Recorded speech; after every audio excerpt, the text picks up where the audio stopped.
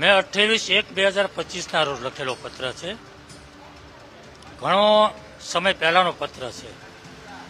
Sarthana police સ્ટેશનમાં કોપીરાઇટની જે red પડી હતી અને રેડની અંદર જે કંઈ કાર્યવાહી થઈ એ કાર્યવાહી પોલીસની શંકાસ્પદ હતી અને એની ફરિયાદ મારી પાસે આવી હતી અને ફરિયાદને આધાર પર ખરેખર હકીકત શું છે, પોલીસની કાર્યવાહી ખરેખર શંકાસ્પદ છે કે કેમ તેની તપાસ કરવા માટે મેં પત્ર પોલીસ કમિશનરને લખ્યો હતો અને પત્રનો જવાબની હું રાહ જોઈ રહ્યો હતો.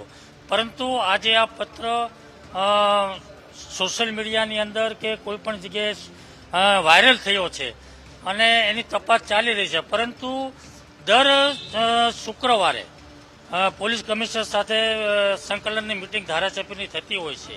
આ પત્રની મારી જે માગણી હતી તપાસની, એ તપાસ થઈ રહી છે કે કેમ એનો જવાબ હું પોલીસ કમિશનર પાસે માંગવાનો છું. અમારી તમામ માહિતીથી અપડેટ રહેવા માટે જોડાયેલા રહો S9 ન્યૂઝ સાથે.